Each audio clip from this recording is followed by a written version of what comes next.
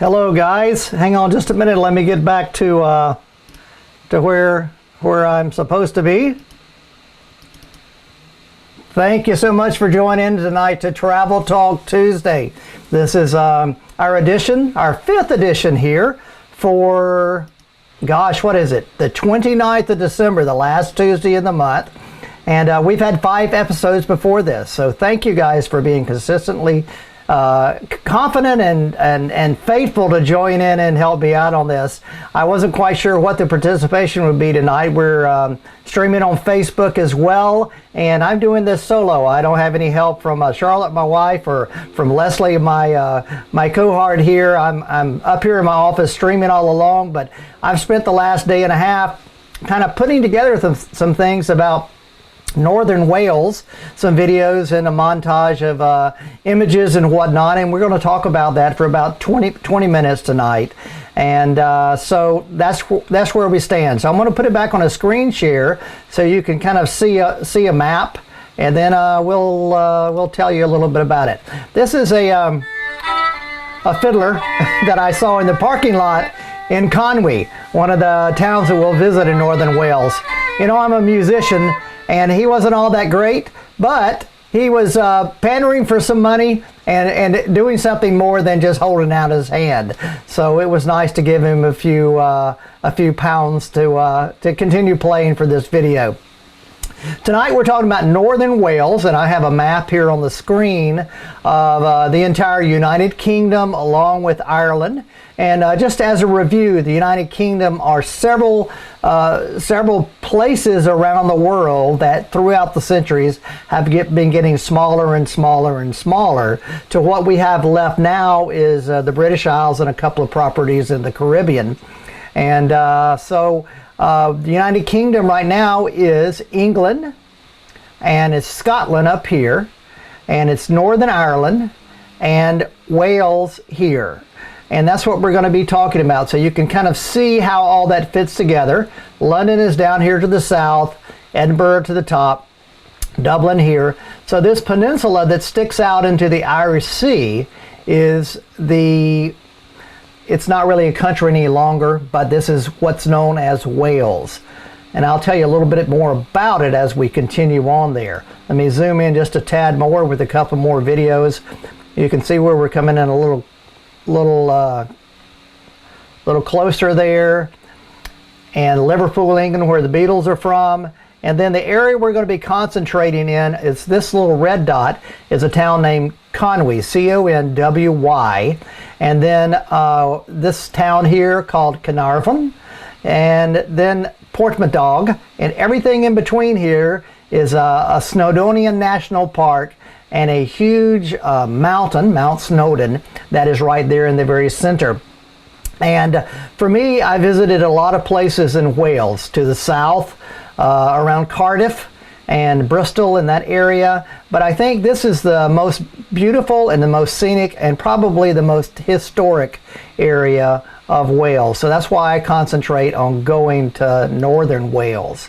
Now, the next map coming up here is a map of my tour that we do when we visit Northern Wales. And what happens is we actually do Scotland, a little bit of England and the Lake Districts in Northern Wales. So on this tour, which I call Scotland and Wales Tour, we begin in Edinburgh, and we spend a couple of nights in Edinburgh, visit St. Andrews, go all the way up to Loch Ness in that area of Inverness.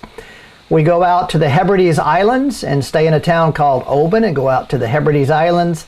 And then that's 1, 2, 3, 4, 5. On day 6, we come down to the Lake District in England, which is a big vacation area for those who live in, especially in the south of England, down around London and further south. We had a Lake District for 1 night, and then we spend 3 nights in Northern Wales, and that's what we're talking about tonight. So I think coming up next is a little montage of a clip that I recorded a few years back about Conwy Castle. But I can't go much further because every time we talk about going to Wales and the Welsh, the term Welsh rarebit comes up.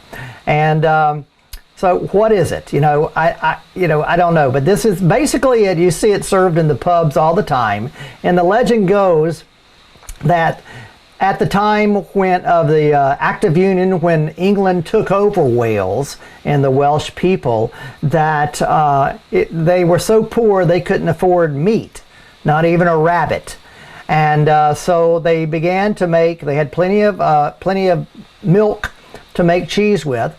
So they began to put cheese on toast, and they have cheese toast, and that became Welsh rabbit. And eventually, over the last couple of 100 years, it came to rarebit, is the way in which the accent would come out, and that's how it is spelled now and how it's displayed. But if you go to any pub, you'll see that on a menu, and it's basically just a toasty cheese toast is really all it is. So.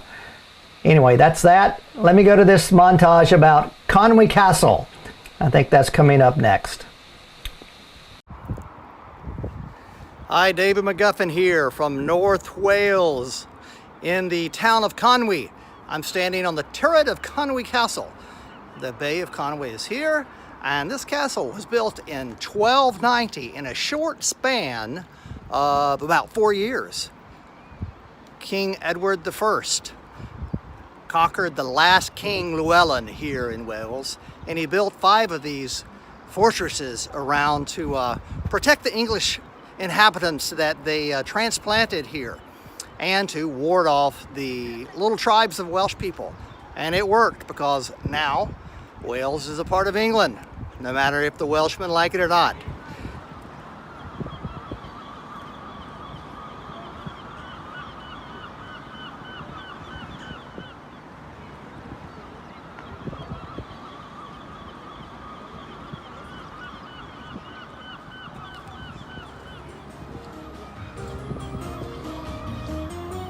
From within the keep of Conwy Castle, your adventure starts right here with David McGuffin's Exploring Europe.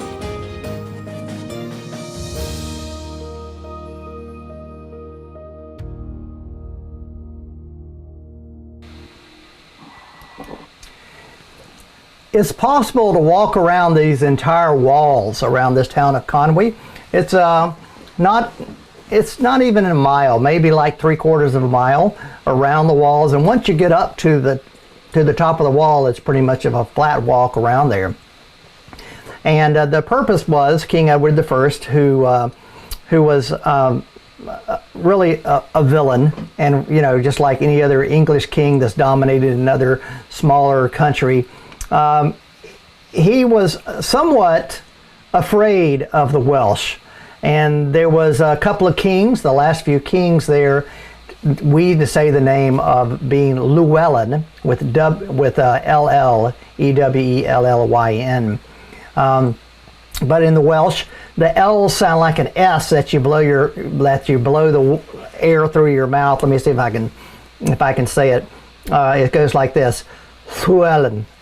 And that's kind of what it is the way it sounds. But there were 2 kings, and Edward defeated both of them, but yet the Welsh tribes did not back down and lay down their weapons. So Edward came in, and in the 1280s, in a span of 5 to 7 years, built 5 or 6 castles right here in northern Wales to protect the English from the heathen Welsh people until they could fully conquer them.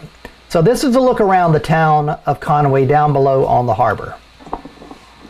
This estuary of the river is low tide, obviously here. Looking across the river in the estuary where an ancient castle was built on the hills on our backside, right around the seagull. Looking upriver, boats stranded by the low tide, and across the modern bridge to the old Conwy Castle. Again, built in the 1283 by the English to defend this area against the Welsh during the English invasion. As I mentioned earlier, this castle and the town walls were built in 1283. It only took the English 4 years to build this. The entire castle and the town walls, which is about 1.3 kilometer walk around the exterior of the walls. There's a ditch on the outside of the walls as well. The English lived inside the castle. The Welsh were, of course, outside. The English were defending against some poor attacks for the Welsh, but eventually the English took over the entire lands. This is the lower gate going out to the harbor, and as you can see inside the town, it was a perfectly charming English town. Even today is pedestrian friendly and got plenty of souvenir shops and whatnot, as well as being such a quaint little place.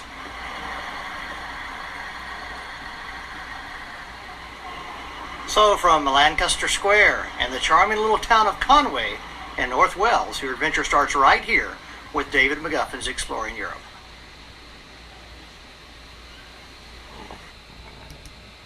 So I'll stop it there and tell you just a tad about the Welsh people. You know, we tend to think of the folks that live in Wales as descendants from the ancient Celtic tribes. Now, along about 500 BC to about 100 AD, these Celtic people were pushed out of their original home, which I see some of you sitting here. Was the original home of the Celtic people was around Salzburg, Austria, just into the mountains beyond the Mirabell Palace are some mountains in a place called Hallstatt and Hallen, just right around there. And that's where the original Celtic tribes were from. And with the invasion from the east into what we now know as Western Europe, those Celtic tribes were pushed further and further and further to the west. And they got so far that they finally had nowhere else to go. So they settled in what we now know is the northern part of England, Scotland. They settled in Ireland, which is the farthest island to the west on the continent.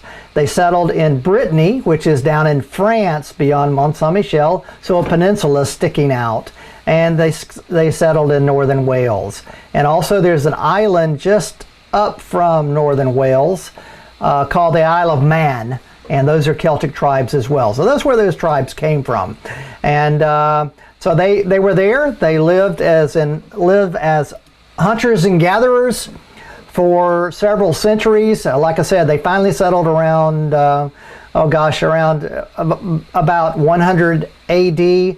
They finally got settled in there with all of the places. The Romans came in, and then in the early 1st century AD. And then it wasn't until they remained there with their own particular type of language and their own particular types of customs until 1066.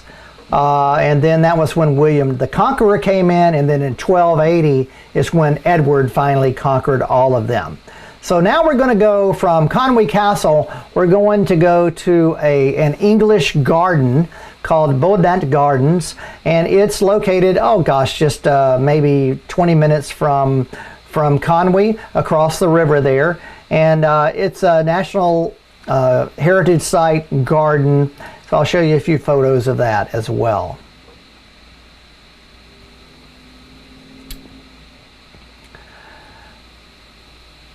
So this was owned by a local land baron, and he bought the land, and he developed all kind of gardens, English gardens that depicted various scenes. So there's down in the valley, there's a little cottages, and up on top is lavish Italian villas and whatnot. But you can go here from any time from April through September and see flowers in bloom. They're just beautiful. And so on our tours, we spend a couple of hours here visiting and just looking around, getting out in the nature, taking a stroll, a stretch of the leg, as they say, and just enjoying the nature right here in this area.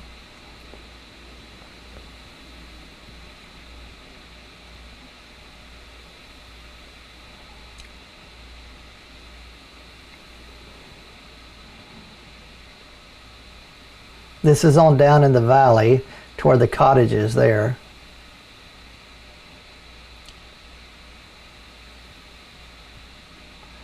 this arbor, I don't have a picture of it in bloom, but I happened to be there at one time in early June, and you can Google it if you want to, but it's just gleams with golden flowers and everything. It's just beautiful.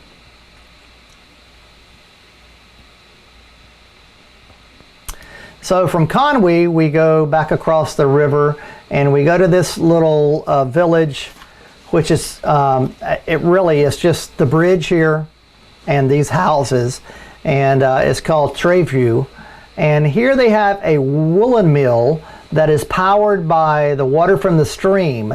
The water from the stream rushes down, goes through a set of turbines. The turbines turn, it produces electricity, and the electricity runs the entire woolen mill. Back in the day, it was a very big process, and a building that was 3 stories high, and there was about 100 workers there. Nowadays, you can go and visit. You can see everything in production from the point where they get the raw wool, they spin it, and then they finally weave it, or dye it and weave it and everything. And there's about 5 people working there and a couple of ladies in the shop. But it's a really good place to go. It's called Treview Woolen Mill.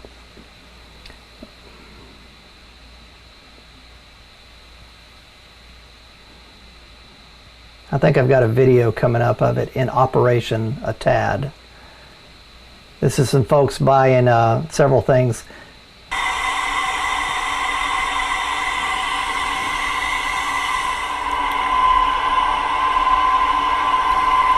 That's the turbine, and the water rushing through out of the turbine.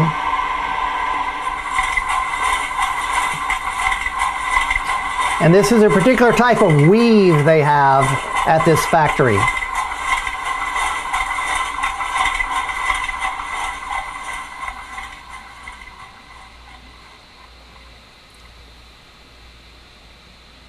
You'll see on their logo that'll come up in just a minute, it resembles that quite a bit. Did you take the leaflet? I do. I have the leaflet. This lady owns a little cottage shop right next door, and she spins her own wool and makes all this stuff by hand. And for those of you who know Charlotte, it's just right up her alley about any kind of crafty stuff. So I went in and chatted with her about how to pronounce the name of this this town, and also, you know, I had to buy some wool to bring back home for Charlotte to make something with. So the Treview Woolen Mill. The F is a V. Treview. Treview.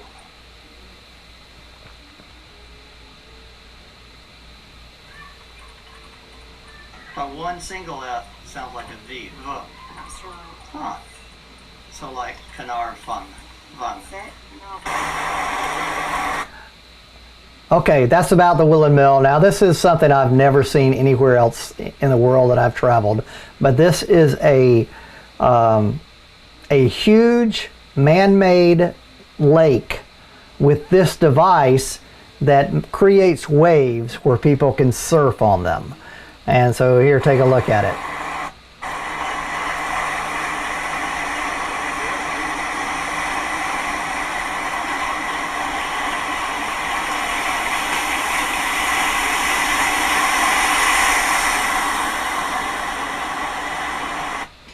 And this is in July, and it's about 65 degrees, so that's about as high as it gets there in northern Wales about that time of the year. But you can see they have wetsuits on and everything, but my gosh, you know, I live right here in Florida, and people don't get waves that good on the beach here in North Florida. A trivia, there's one other place in Europe that I've been where there are artificial waves created for surfing. I don't know, some of you may have been there. I don't know if you can guess or anything where that might be, but they're artificial waves. Anybody have an idea where that is? Well, I'm going to tell you, since no one's piping up, but in Munich, in the English Gardens, if you walk down to the very beginning of the English Gardens from the city of Munich, there's a stream going through the English Gardens that exits through a series of barricades that have naturally created a wave. So if you Google it, or if you look on my YouTube page, you'll see that as well. So those are the two places that I know of that have artificially manufactured waves where people actually get on them and surf.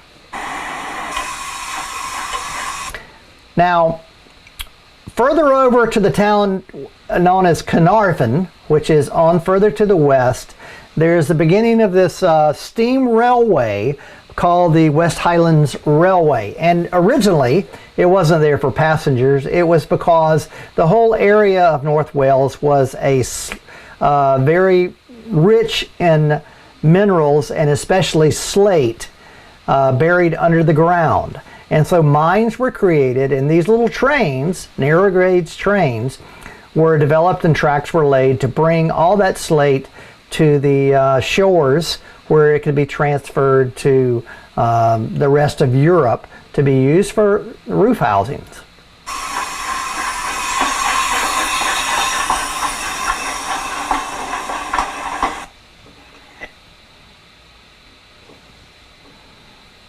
Highlands Railway, starting in Carnarvon and taking about an hour and a half little trek up on the slopes of Mount Snowden on down to the coastline.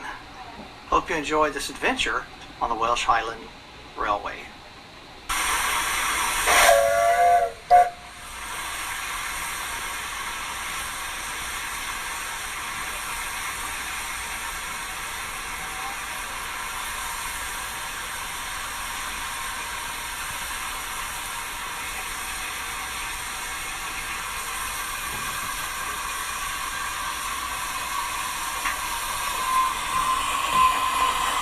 So on my tours, we take about an excursion for about an hour and a half, going from Carnarvon down across the mountain range and ending on the seaside in Bedlegget.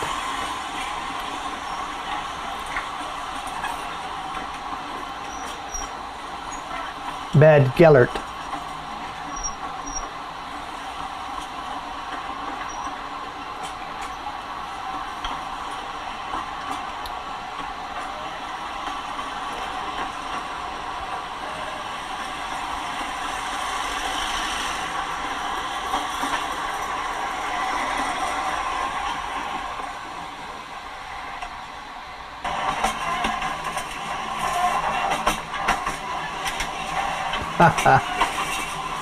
Typical English gentleman sitting there, prim and proper. His wife wanted to go on the excursion. He doesn't really care.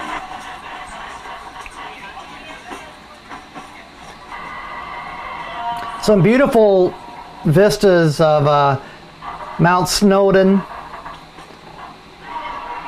as it traverses the lowlands there.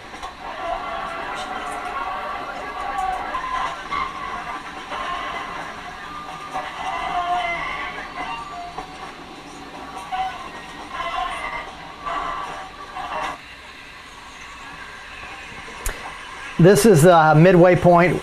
Our train had to pull over for this other one to pass.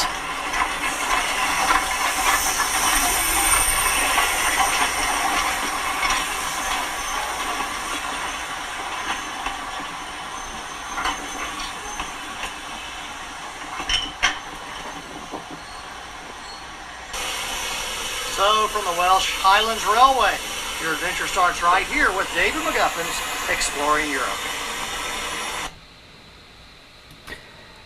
And then and Carnarvon is in this area. This is up here at Conway, the first castle we looked at. Carnarvon has a castle as well and is a bigger town. But you can see it's right out here in the Irish Sea. There's this Isle of Ainslie, and where it says Holyhead is where you can catch a ferry. You can hop on a ferry here, either a car ferry or a person ferry, and ride an hour and a half and you'll be in Dublin.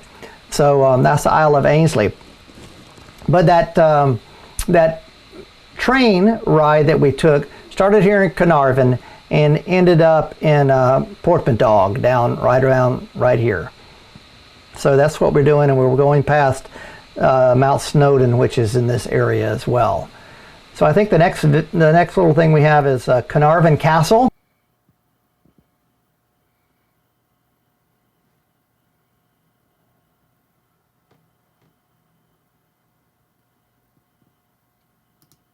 Hi, David McGuffin. A rainy day here in northern Wales. I hope you enjoyed this look around the castle in Carnarvon.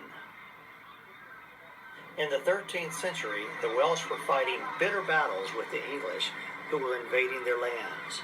Finally, in 1283, Edward I of England defeated the Welsh and claimed the lands as his own.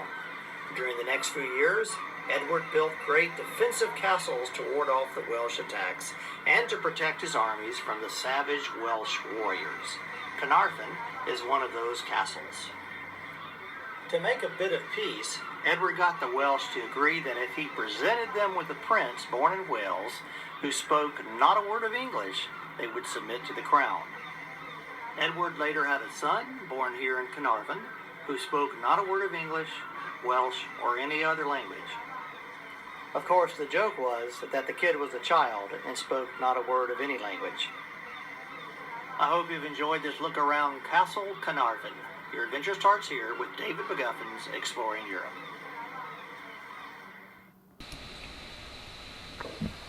And that's the harbor in Carnarvon. One blustery, or it wasn't really blustery, one April evening when it was really clear at sunset, but the day was cloudy all the way. And this is a harbor there at Carnarvon. Let me stop the screens here. And come back to you. I see a lot of you are here. Now actually I can see who's looking here, so I appreciate you guys. Ramona, how you doing? It's good to see you.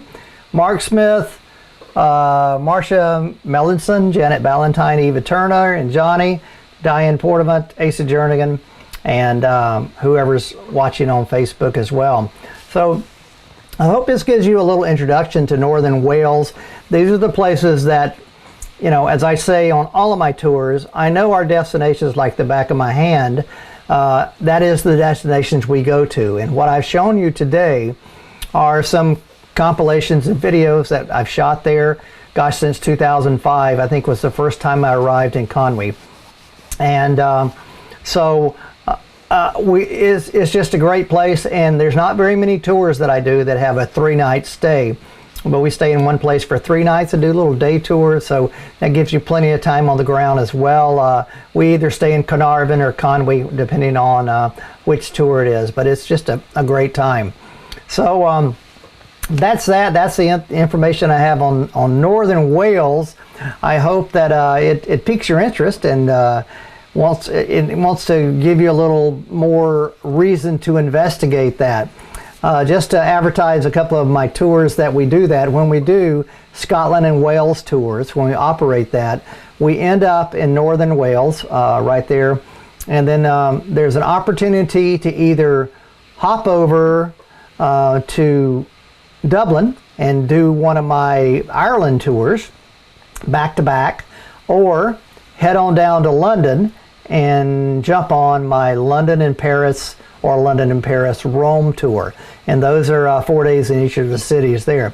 But I've designed them all so that it's possible to do those tours back to back. So Scotland and Wales to Ireland, or Scotland and Wales to London, Paris, and Rome if you want to do that as well.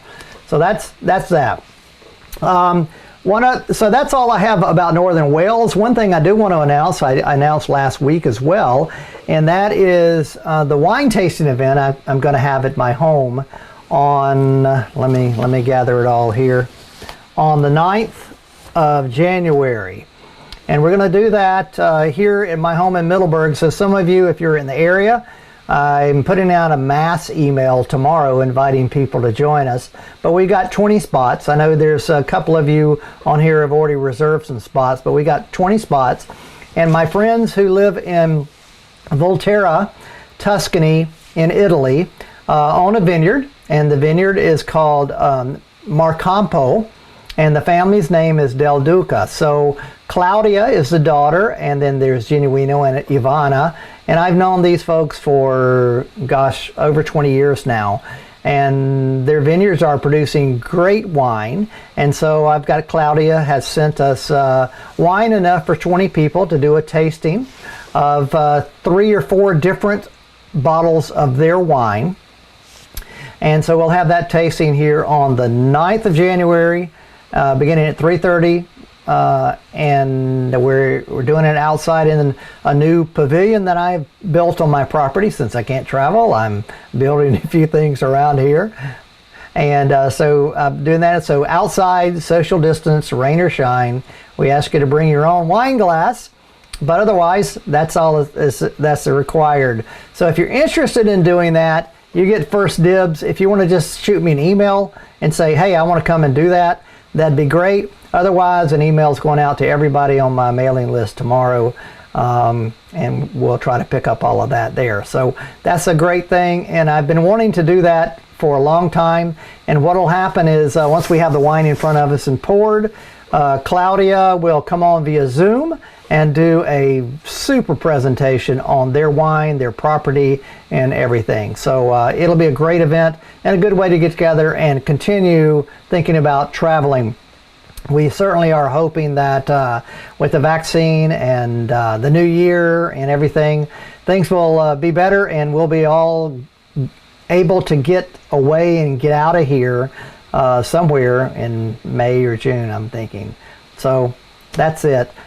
That's all I have for tonight, but do any of you have anything you'd like to chip in and say? Have you traveled anywhere? Have you done anything? Even left the state that you live in? What's it like? You know, all that kind of stuff. If we can open up the floor to some comments if you'd like to.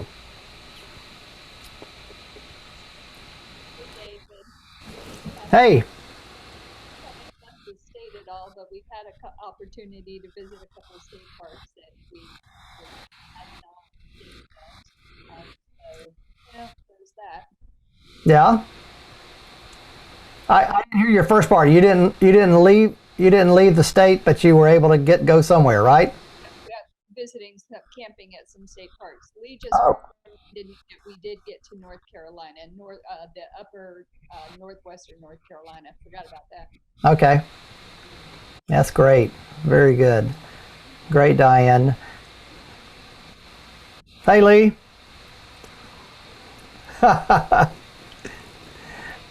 Okay. Well, Okay, I have a question. yes. I didn't watch it on Zoom, but I watched the recording of your Croatia boat trip. Yes. I want to say I want to do a boat trip. Okay. And I see you're Marcia, so you're one of the few that I don't know, but thank you guys. I've never taken a trip with you. Yeah. I saw you on the travel whatever it is, web, the web travel. The virtual travel and adventure show. Yeah. And I saw you there and I got your email. Okay. Really, to me, the Croatian coast and being on a ship, small ship like that, would be ideal. So right. You plan one of these, those I'm there. Great, Marcia. I think quite a few of you were a part of that first December 1st Zoom call that we did. Right. But I loved it. Yeah. But and many of the people that are online tonight mentioned that was a great idea, and I'm all for it. I'm ready to charter a boat and let's go. So we can do that, whether it be in 2021 or 22. But for me and my wife, for Charlotte, it was just a fantastic experience, a very relaxing experience. And one of the things, for me was that you got on the boat and you unpacked one time. It was a small boat. It wasn't like one of the larger cruise ships on the rivers and stuff that have 200 people on it. There's about 32 or 6 people on it, something like that, and it's a great time. So we're going to I'll look into that and maybe start planning for something. Okay. Thank you, Marcia. Good to talk to you. Great. Ramona, I just got back today. I flew from Sarasota to Dallas for a week, visit with my family. Yes. I think the airlines tried to do their best to keep everything in order. I felt it was all handled very well. Fortunately, on the way out, it did not have a full plane even. It was pretty Yeah. full on the way back. But, Well, and I did not see your program, Croatia, but that's a trip. It's on my list. I was supposed to go 8 years ago and had a slight heart attack 5 days before I was to leave. oh my gosh. But I've been Well, yeah. Well, it's good to know, Ramona, that you got on a plane and flew somewhere. I'm itching just to go to an airport. You know, I don't know why. That's my least favorite part of it. That's my least favorite part of a trip. But right now, get me out of here. I felt strange packing a suitcase. Yeah, right. Right. I'll have to learn how to do it all over again. Thanks, Ramona.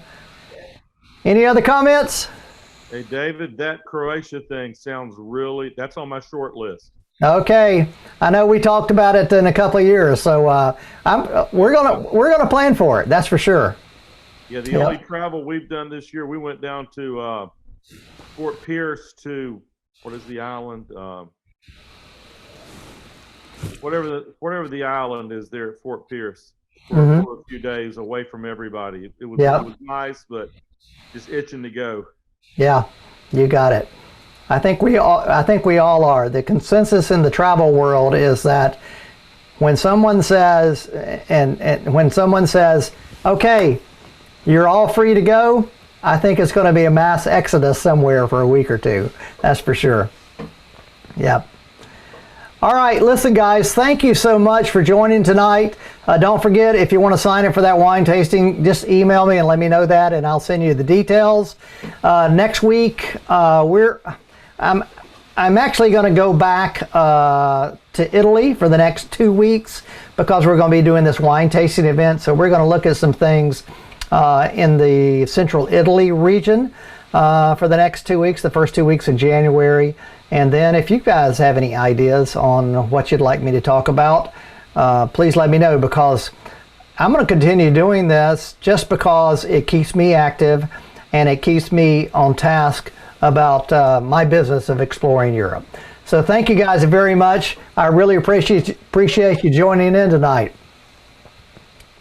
And I guess we better say, everybody have a happy new year, be safe, and welcome in 2021 in style. Thanks so much. I'm signing off. We'll talk to y'all later. Good night.